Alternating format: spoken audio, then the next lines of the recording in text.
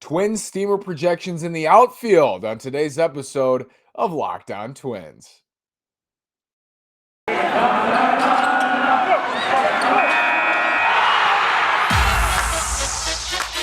You are Locked On Twins, your daily Minnesota Twins podcast, part of the Locked On Podcast Network, your team every day.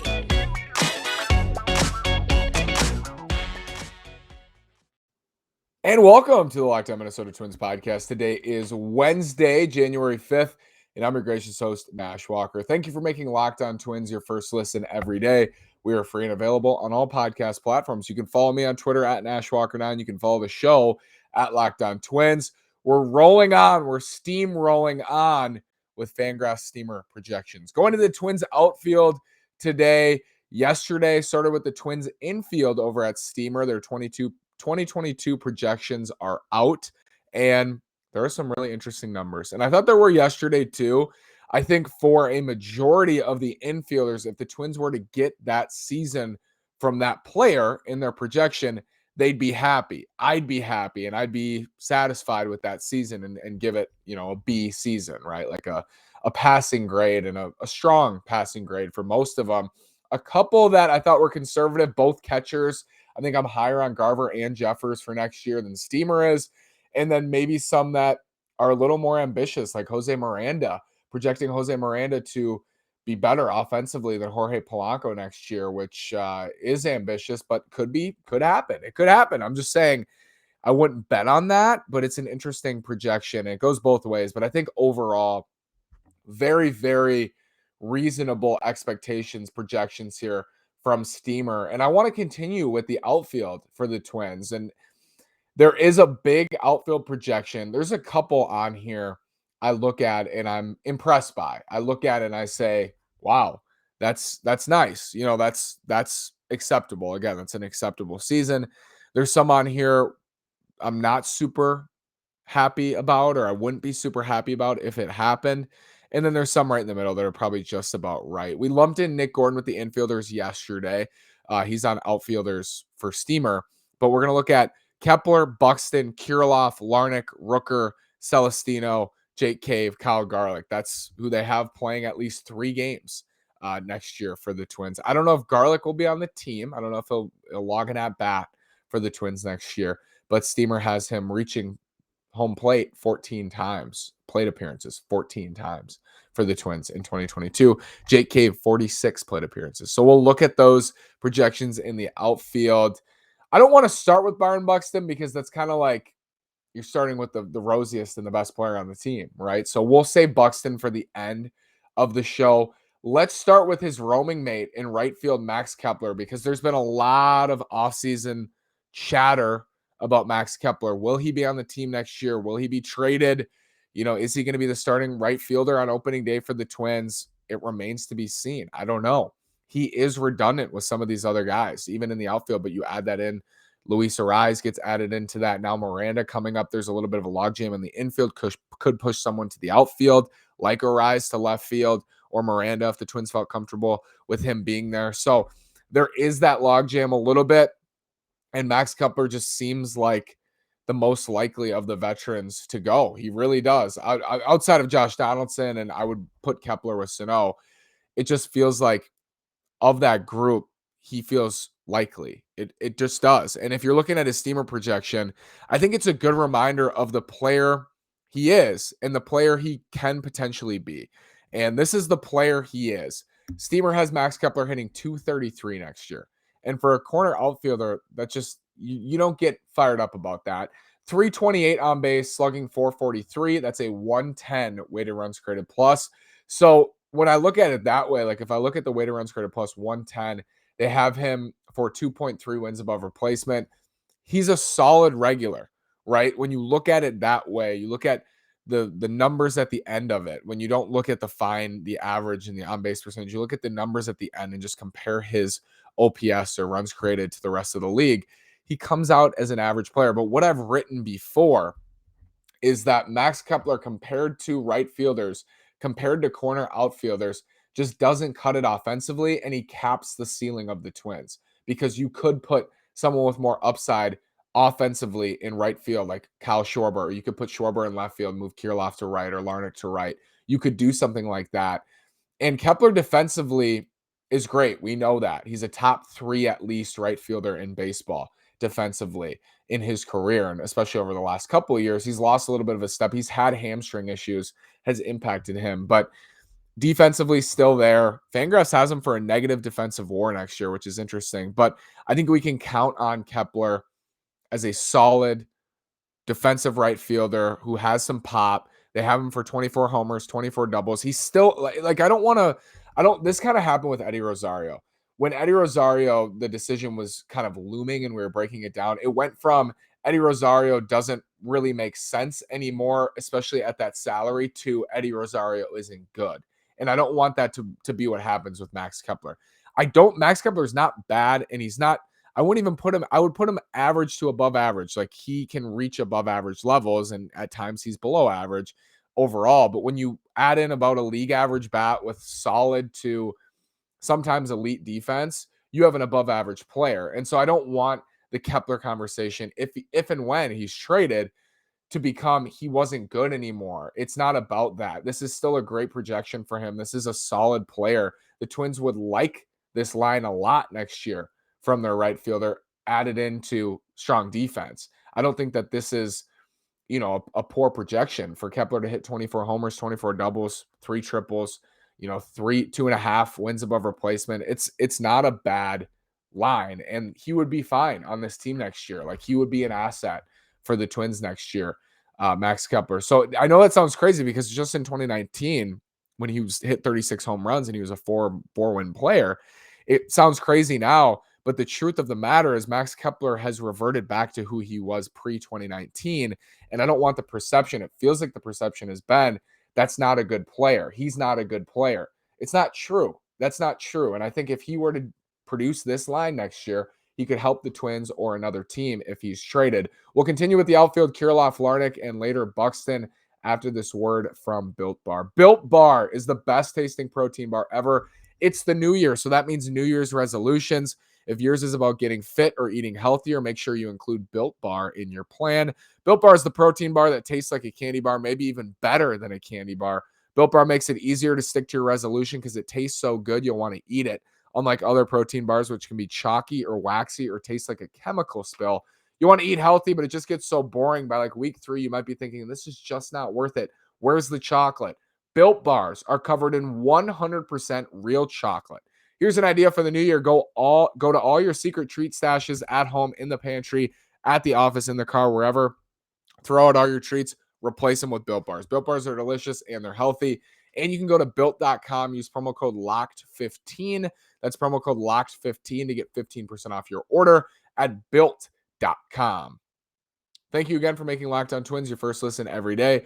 We are free and available on all podcast platforms. Looking at the Twins steamer projections in the outfield, Max Kepler, we talked about solid line. I would say this is about right for him. And if he's a 2.5 or 3-win player next year, that'd be great. I mean, that'd be nice for keeping expectations at a reasonable level. Alex Kirilloff, Steamer has Kirilloff playing 110 games, hitting .268 with a .322 on base and slugging .459.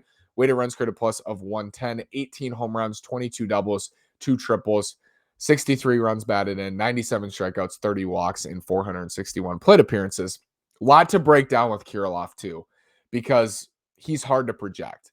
When he was healthy last year, Alex Kirilloff was everything and more you could have hoped for. And it was a very small sample, but he hit for average. He hit for power. He went on a tear, and he was looking like the middle of the order left-handed bat the Twins desperately needed, actually, at that point of the season in May.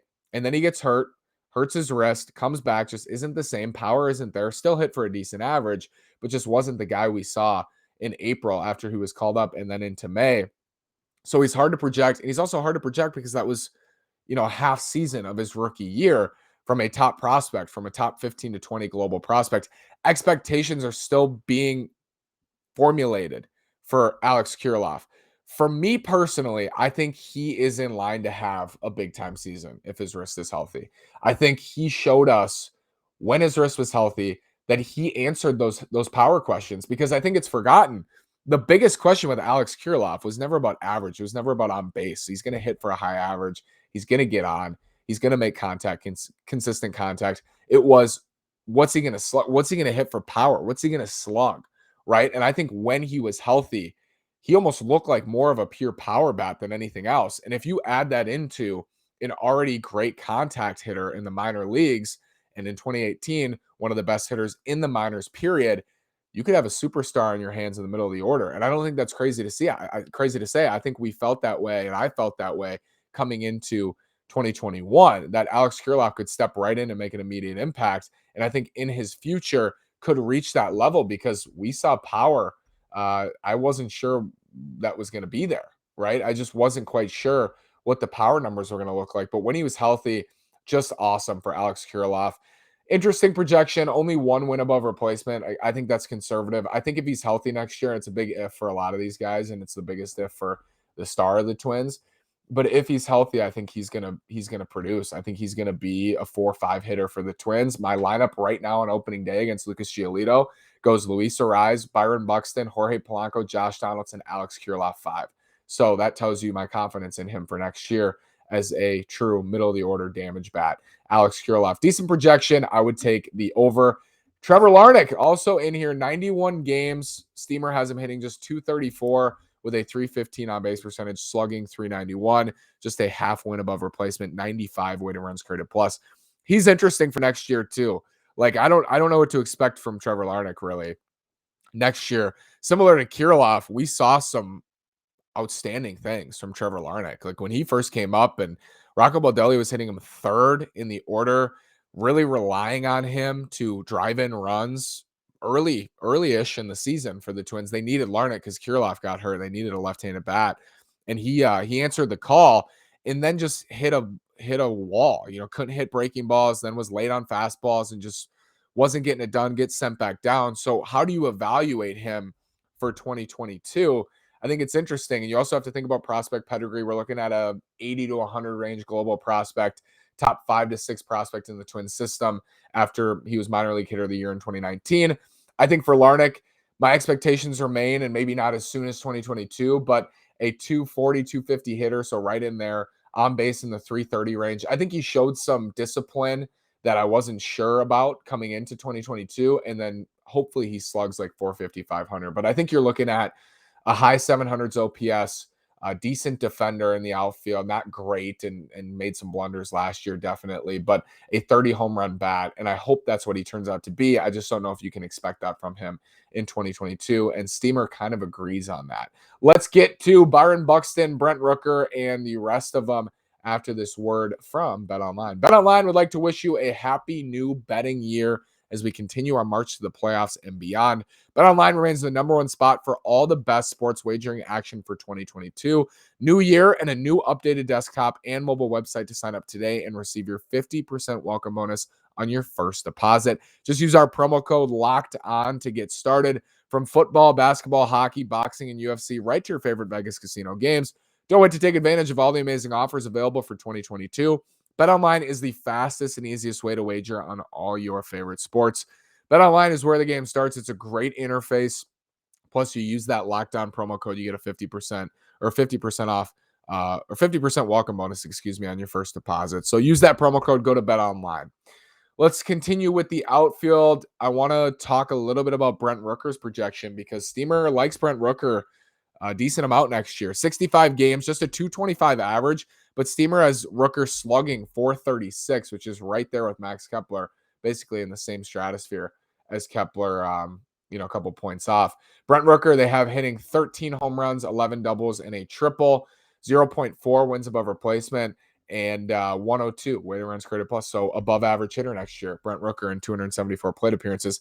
I think the biggest thing for Rook, I really like him, and I've liked him all the way through. I really have. And I think he showed at times last year the potential when he's timing up pitches. It's very much like Miguel Sano. It's when he's on and when he's clicking, he's great. When he's not, it's too much swing and miss, too many strikeouts, not enough walks. I think the biggest thing that's holding Rooker back has been the platoon splits. If Brent Rooker, right now, he's good against both handed pitchers. Like he's He was better against righties in the minor leagues, and it balances out. Like, he's not terrible against lefties. He wasn't terrible against lefties in the minors. It kind of balances out to somewhat even splits in his career. And I think if he was horrific against right-handed pitching and great against left-handed pitching, it would be a lot easier to slot him into plans. It would be a lot easier to find him playing time. It would be a lot easier to project him for next year, because I think if he was able to hit lefties more consistently and not be just average, against lefties, you'd be able to platoon him in the outfield with Max Kepler. It'd be a very easy platoon to make with Max Kepler, but you just can't do it because the numbers against lefties aren't there. And I think that's been the biggest thing for him as a right-handed slugger. It's not common to be that way. It's uncommon to have reverse splits or even splits as a slugging right-handed hitter. You look at Miguel Sano, who's crushed left-handed pitching in his entire career.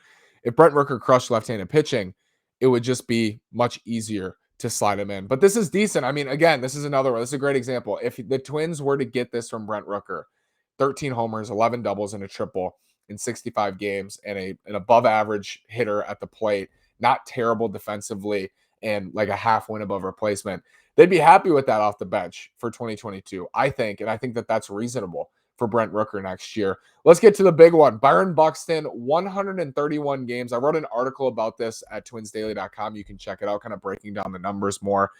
But Steamer by far in the outfield, Byron Buxton's your guy. 4.3 wins above replacement. I believe that's third in the division, or fourth in the division, I think, behind Jose Ramirez, Luis Robert, Yasmani Grandal. Byron Buxton, 33 doubles, 31 homers, 85 runs driven in, 131 games, 567 plate appearances, a 123 weighted runs created plus. Steamer says Byron Buxton will be the best defensive outfielder in the American League and second best in Major League Baseball to only Harrison Bader of the St. Louis Cardinals. So Steamer's projecting like a top 10 to 15 wins above replacement season for Byron Buxton in 2022. And if you've watched Buxton over the last 3 years, I think you would say that those numbers are pedestrian or conservative, because if Byron Buxton plays 131 games, I think the sky's the limit. I think a 316 on base percentage is conservative. I think even a 514 slugging percentage is conservative. And I think definitely 4.3 wins above replacement, conservative for him if he were to play 131 games. But still, for Steamer, that's big. Like that's a big line. That's projecting a special season for Byron Buxton next year, which is the hope you need, and also a great reminder that this team needs to be invested in, because Byron Buxton, if he puts together a season like this, you got to get him some help. You have to be able to supplement with pitching. It's a great reminder. Steamer thinks so too. We're not just, blowing smoke. Byron Buxton, if he's healthy for this amount of games, is going to be special. It's going to be a special year, and we know that.